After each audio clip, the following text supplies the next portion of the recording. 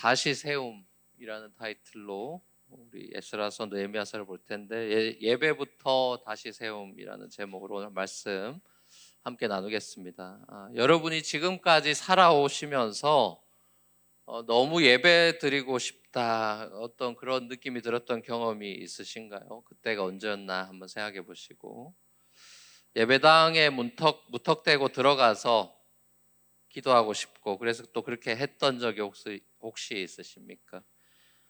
보통 사람들은 무언가 간절한 일이 있을 때 예배에 대한 그런 목마름을 느끼고 소위 절실한 예배를 드리게 되는 것 같습니다. 우리 교회만 보더라도 8년 전에 뉴욕시가 공립학교에서 예배 못 드린다 이런 결정을 내려서 PS11에서 우리가 쫓겨난 적이 있었습니다. 그래서 그때 우리가 유대회당이라든지 또 대학교 강당 등등을 돌아다니면서 주일 예배를 했던 기억이 아직도 생생합니다. 그때 뉴욕시의 결정에 이제 우리 교회를 비롯한 수많은 교회들이 함께 이 브루클린 브릿지를 걸으면서 피켓도 쓰고 그러면서 평화 거리 행진을 했던 기억, 그리고 제 짧은 영어로 오직 예수를 많은 시민들 앞에서 오직 예수 이게 한글로 외쳤던 기억도 아직 생생합니다. 이스라엘 공동체가 때마다 절기를 지키면서 과거를 회상하고 추억하면서 하나님께서 자기 공동체에게 어떤 일을 행하셨는지를 기억하라고 이렇게 절기를 주신 것처럼 우리 교회도 이제 내년 2월이면은 몇 달 안 남았죠. 내년 2월이면 교회 설립 10주년이 이제 되는데 그동안 함께 하시고 또 인도하신 하나님의 손길을 우리가 잊지 않았으면 좋겠습니다. 하나님께서 가장 기뻐하시는 이 예배의 소중함을 우리는 너무 당연하게 생각할 때도 많고 또 자주 잊어버리는 것 같습니다. 우리가 하나님의 일꾼이 아니라 예배자로 부름받았다는 사실을 자주 잊고 살아가는 것 같습니다. 분주하게 살아가다 보면 나는 누구, 여긴 어디라는 그런 생각이 우리 머릿속으로 치고 들어올 때가 많은 것 같습니다. 내가 여기서 뭘 하고 있나? 나는 왜 뉴욕에 있나? 등등의 생각들이 우리 머릿속에 맴돌기도 합니다. 저도 여러분들과 비슷합니다. 그때마다 우리가 할 수 있는 일은 내가 하나님의 딸, 아들, 여긴 하나님이 부르신 곳이라고 하는 그런 정체성과 소명을 다시 붙드는 일입니다. 예배라고 하는 것이 바로 우리의 정체성 그리고 소명을 다시 회복시켜주는 축복의 통로입니다.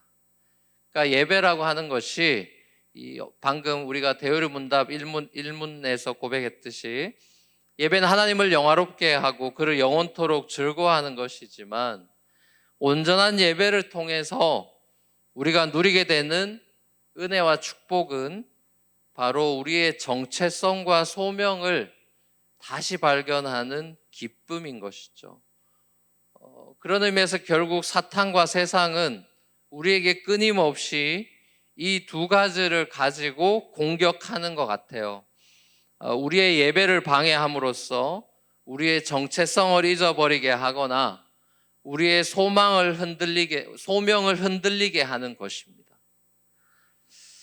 우리가 앞으로 에스라, 느헤미야 그리고 에스더까지 이렇게 세 권의 책을 묵상하게 될 것입니다. 바벨론 포로 생활을 마치고 본국으로 돌아온 이스라엘 백성들의 그 스토리를 통해서 저와 여러분의 삶을 조명해 보게 될 것입니다. 에스라와 느헤미야는 원래는 한 권의 책으로 묶여 있던 책입니다. 그래서 에스라와 느헤미야는 다시 세움이라는 그런 타이틀로 우리가 살펴보게 될 거고, 에스더서 같은 경우는 포로된 곳에서 그 포로의 현장에서 펼쳐진 이야기니까 그때 이제 또 새로운 타이틀로 에스더서는 따로 살펴볼 것입니다. 오늘은 이 에스라 느헤미야 시리즈 다음 다시 세움의 첫 시간으로 예배부터 다시 세움이라는 제목으로 하나의 말씀을 선포하고자 합니다. 이스라엘이 야곱의 그 이름을 한 개인의 이름을 따서 나라로 세워지는 그런 과정에서 이제 모세를 통해서 시내산에서 하나님과 언약을 맺는 그 출애굽기의 장면 여러분 기억하시죠? 그때 하나님께서 이스라엘에게 나는 너희 하나님이 되고 너희는 내 백성이 될 거야 라고 이스라엘의 정체성에 대해서 말씀을 해줍니다. 그리고 이스라엘이 나라로 하나님의 백성으로 또 책임져야 될 소명, 부르심에 대해서도 이어서 얘기해 주시죠. 그게 뭐냐 하면은 너희는 모든 민족 가운데 제사장 나라가 돼야 된다는 겁니다. 그러니까 쉽게 말하면은 다른 모든 민족과 하나님 사이에 중보자가 되라 그 소리입니다. 그러니까 이거는 이스라엘이 영원한 대제사장 대신 우리가 요한복음 17장에서도 봤지만 이스라엘이 영원한 대제사장 대신 예수 그리스도를 이스라엘이 예표하고 상징하고 있다는 대목을 보여주는 거죠.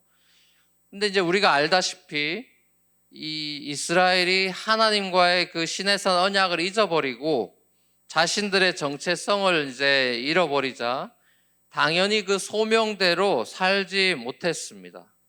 그러니까 하나님의 백성으로서 하나님을 온전히 예배하지 못했고 그러다 보니까 거룩한 제사장으로서의 다른 민족들이 하나님 예배하도록 이끌어오는 그런 예배 인도자로서의 소명을 제대로 감당하지 못했던 이스라엘이 결국에는 BC 586년에 바벨론 제국에 의해서 나라가 이제 멸망하고 많은 유대인들이 그 바벨론 제국 땅으로 끌려가서 70년간 포로 유배 생활을 하게 됩니다. 이 예레미야 선지자 같은 경우는 이런 이스라엘의 바벨론 포로됨의 원인이 뭐냐는 것에 대해서 눈물을 흘리며 이렇게 설교를 했습니다.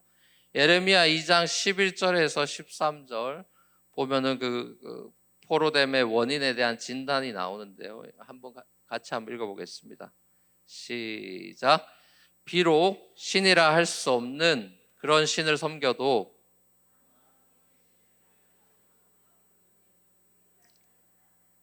그런데도 내 백성은 그들의 영광을 전혀 쓸데없는 것들과 바꾸어 버렸다.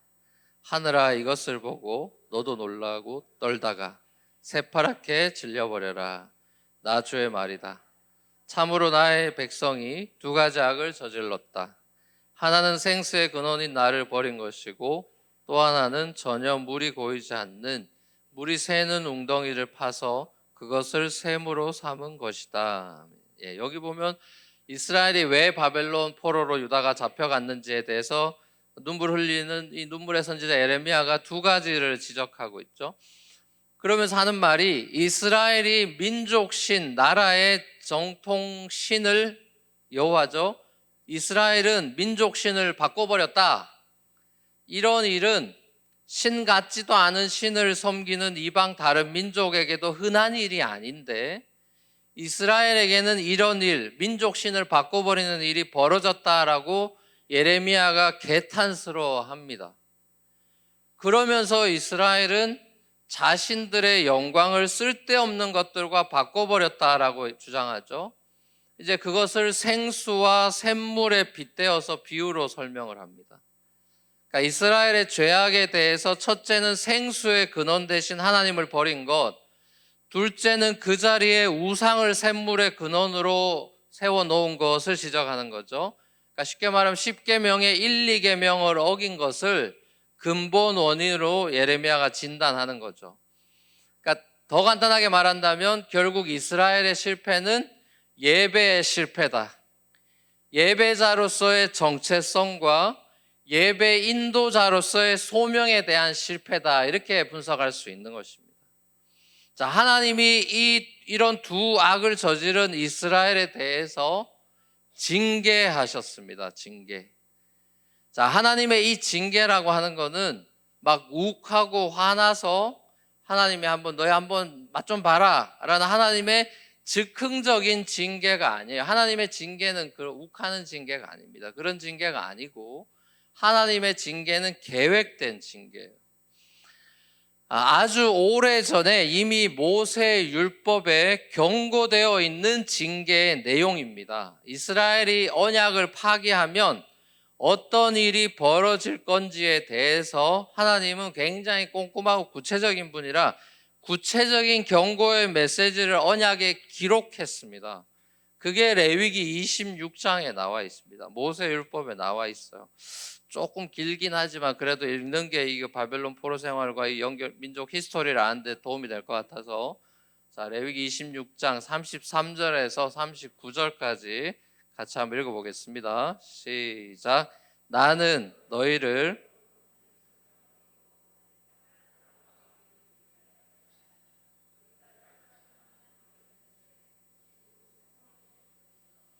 너희가 살던 마을들은 폐허가 될 것이다. 그때야 비로소 땅은 안식을 누릴 것이다. 땅이 그렇게 폐허로 버려져 있는 동안, 곧 너희가 원수들의 나라로 잡혀가 있는 동안에 비로소 땅은 쉴 것이며 제 몫의 안식을 누릴 것이다. 그 땅에 사는 동안에는 안식년이 되어도 땅이 쉬지 못하였지만 폐허로 버려져 있는 동안에는 땅이 쉴 것이다. 너희 가운데 살아남은 사람들이 원수의 땅에 끌려가 사는 동안에 내가 그들의 마음에 공포심을 일으켜 바람에 나뭇잎 떨어지는 소리만 나도 칼을 피해 도망가듯 기겁하고 달아나게 하겠다. 그들은 아무도 뒤쫓지 않아도 달아나다 넘어질 것이다. 아무도 뒤쫓지 않아도 칼날을 피하여 도망가듯 서로 엎치락뒤치락 비틀거릴 것이다. 너희는 절대로 너희의 원수들과 맞설 수 없다. 마침내 너희는 망하여 다른 민족 사이에 흩어질 것이며 원수들의 땅이 너희를 삼킬 것이다. 너희 가운데 살아남아 원수의 땅으로 끌려간 사람들은 그 지은 죄 때문에 힘이 약해질 것이다. 조상들이 지은 죄 때문에도 그들은 힘이 약해질 것이다. 보세요.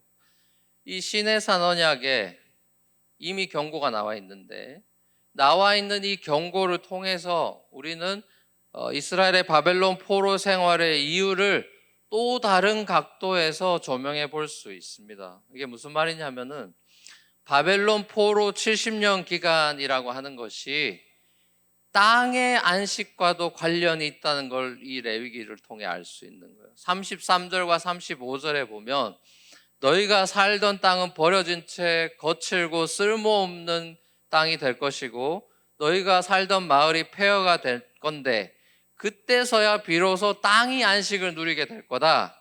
땅이 그렇게 폐허로 버려져 있는 동안, 너희 원수 나라로 잡혀가 있는 동안에 비로소 땅이 쉴 거고 제 몫의 안식을 누릴 거다.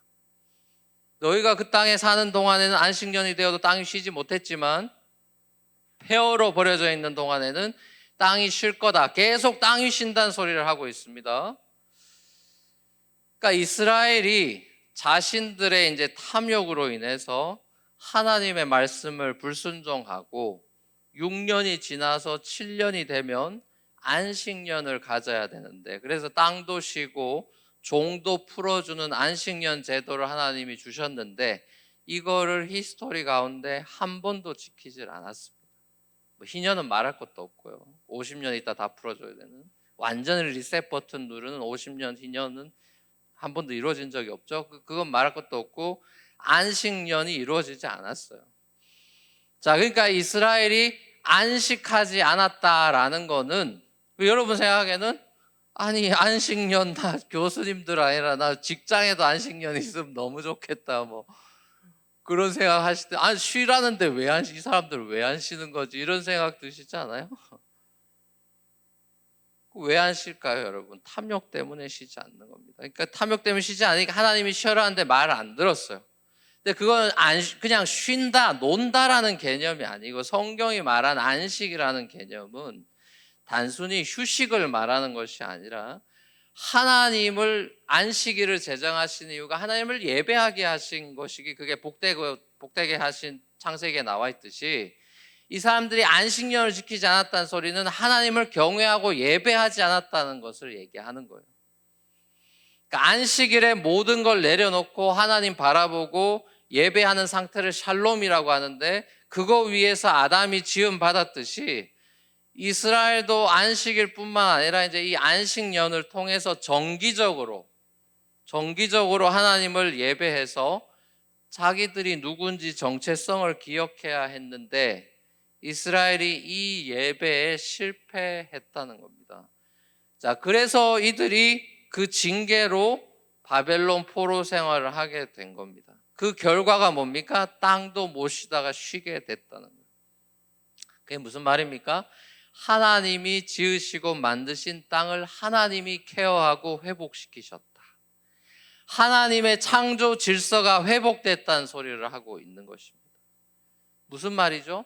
땅을 비롯한 이 땅의 모든 만물들이 원래 하나님을 예배하기 위해서, 경배하기 위해서 지음받았다라는 걸 보여줍니다. 그런데 인간의 죄악은 이 하나님의 창조 질서를 다 뒤집어 엎어서 스스로 하나님 노릇을 하려는 데 있다라는 거죠.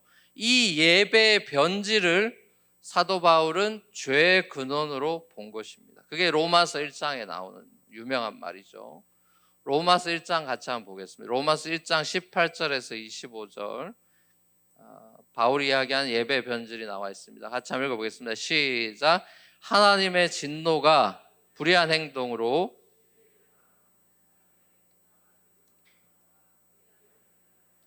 하늘로부터 나타납니다. 하나님을 알만한 일이 사람에게 환히 드러나 있습니다. 하나님께서 그것을 환히 드러내 주셨습니다.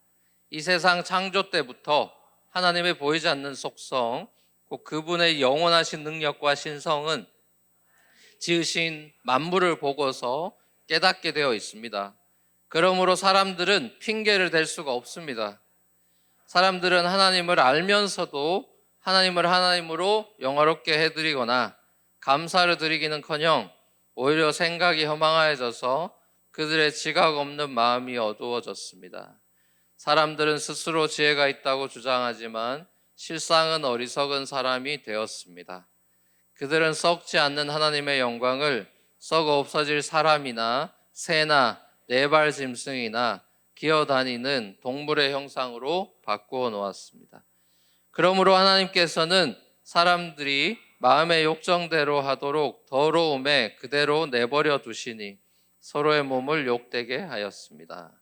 사람들은 하나님의 진리를 거짓으로 바꾸고 창조주 대신에 피조물을 숭배하고 섬겼습니다. 하나님은 영원히 찬송을 받으실 분이십니다. 아멘. 자, 예배의 변질이 죄의 근원이다. 바울은 지적합니다. 에스라서의 전반부에 나오는 이 바벨론 포로 1차 귀환의 이야기의 중심에 허물어진 예루살렘 성전 재건축이 나오죠. 솔로몬 시대에 온 백성이 기뻐하면서 그 화려한 성전에서 예배했던 그 추억의 장소가 그들의 죄 때문에 이방 바벨론 제국에 의해서 짓밟혀서 이제 흔적만 남아있는 폐허가 되어 있는 그 옛 성전터에서 70년 만에 그 땅으로 본토로 돌아온 이스라엘 백성들이 처음으로 70년 만에 첫 번제를 드리는 장면이 에스라서 초반에 나오죠. 그 첫 번제를 드리면서 눈물로 예배를 합니다.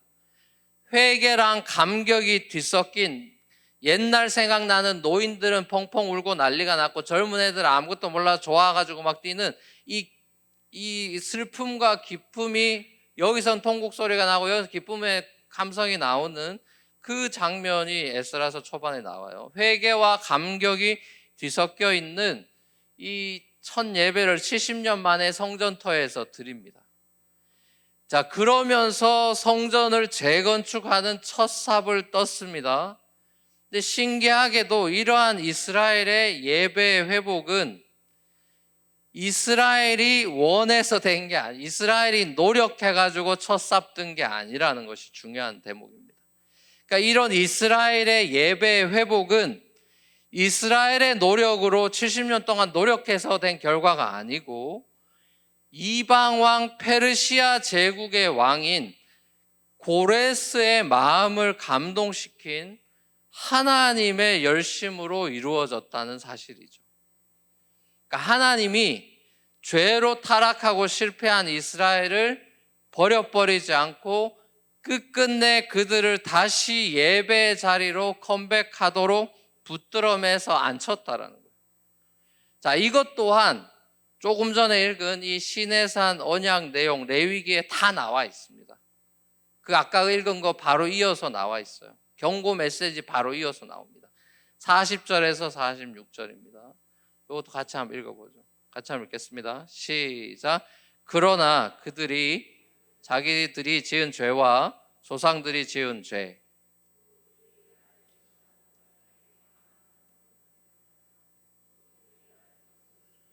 내가 그들을 거스르지 않을 수 없었다는 것과 그래서 내가 그들을 원수가 사는 땅으로 보냈다는 것을 깨닫고 할례받지 못한 그들의 마음이 겸손해져서 자기들이 지은 죄로 벌을 기꺼이 받으면 나는 야곱과 맺은 언약과 이삭과 맺은 언약과 아브라함과 맺은 언약을 기억하고 또 그 땅도 기억하겠다.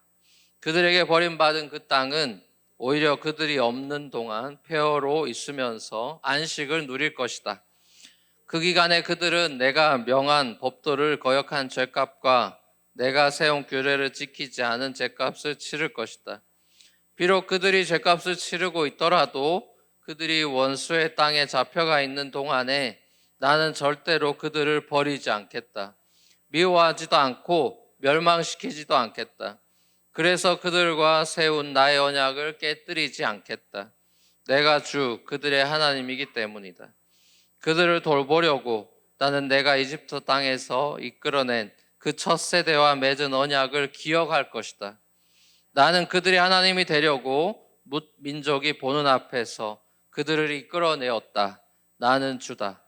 이상은 주님께서 시내산에서 모세를 시켜 이스라엘 자손 사이에 세우신 여러 가지 규례와 법대와 율법이다. 아멘.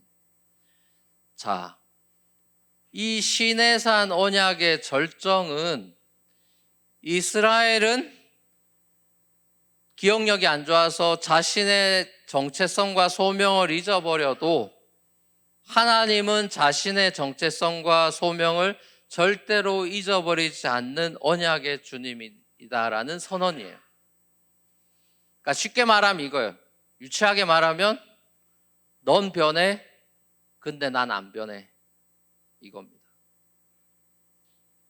I know you're gonna change. 너는 정말 너는 변한다는 거 내가 알아. 근데 나는 안 변해. 나는 나의 언약을 깨뜨리지 않겠다. 나는 너희의 하나님이다. 나는 너의 주다. 라고 하는 하나님의 이스라엘의 하나님됨에 대한 정체성. 그리고 이스라엘을 절대로 버리지 않고 거룩한 당신의 백성으로 끝끝내 세우고야 마시겠다라고 하는 하나님의 소명은 변함이 없다라는 사실을 보여주고 있는 것입니다. 자, 그리고 마침내 하나님은 진짜 이 하나님 자신의 정체성과 소명을 이 땅에 오신 예수 그리스도를 통해서 그 십자가 언약을 통해서 파이널리 이루어내셨습니다. 대제사장 되신 그리스도께서 이 땅의 제사장 나라, 이스라엘이 실패했던 그 제사장 나라, 하나님 나라를 만드셨고 이 나라에 이스라엘뿐만 아니라 모든 민족이 나와서 하나님을 영과 진리로 예배할 때가 온다고 하셨고 그 일을 이루셨어요.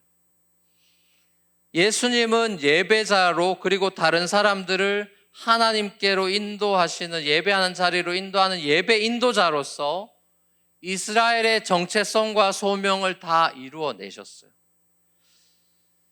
사랑하는 우리 뉴프론티어 교회 성도 여러분, 여러분들은 예배자입니까? 그리고 여러분들은 예배 인도자입니까? 나 예배 인도자 아닌데요. 예배 인도자 여기 있는데 매주 열정적으로 찬양하신 우리 원전도사님 예배 인도자. 저는 그냥 예배하러 와 있는 사람인데요. 여러분 예배자입니까? 아니면 또 그리고 예배 인도자입니까? 여러분이 회복해야 할 것이 무엇입니까? 본국으로 귀환한 이스라엘이 가장 기뻐할 일은 이제 우리 지긋지긋하던 70년 종살이 끝나고 우리 고향 땅으로 돌아와서 천만다행이고 너무 행복하다라는 안도감이 아니에요, 여러분. 본국으로 돌아와서 이 사람들이 감격하고 기뻐할 일은 이제 종살이 끝났구나, 이제 정말 피곤한 인생 끝나고 인생 좀 살만한 인생, 재정적으로도 풍성해지고 이제 좋은 직장 가졌고 뭐 애들 다 좋은 대학 갔고 이제 살만하고 행복하다라는 안도감이 아니라 다시 하나님을 예배할 수 있게 되었다라는 기쁨과 감격이었습니다. 가장 먼저 할 일은 허물어진 내 옛집 찾아가서 내 집부터 짓는 일이 아니라 무너진 성전부터 지으면서 하나님을 예배하는 일이었다고요. 출애굽한 이스라엘이 성막부터 지었던 거랑 똑같은 거예요. 바라기는 저와 여러분들이 예배부터 다시 세움으로써 여러분의 인생을 다시 세울 수 있기를 바랍니다. 무너진 삶의 자리, 실패의 자리, 고난의 자리에서 하나님은 여러분들을 징계하고 때로는 훈련하시겠지만 그것이 끝이 아니라 과정임을 깨닫고 우리를 결국 예배의 자리에 무릎 꿇게 하시는 그 집요하신 하나님의 열심, 십자가에서 징계받으나 부활하여 이기신 그 예수 그리스도처럼 우리 또한 넉넉히 이기게 하실 그 신실하신 하나님을 찬양하며 경배하며 예배하는 저와 여러분들 될 수 있기를 주 예수 그리스도로 간절히 축원합니다.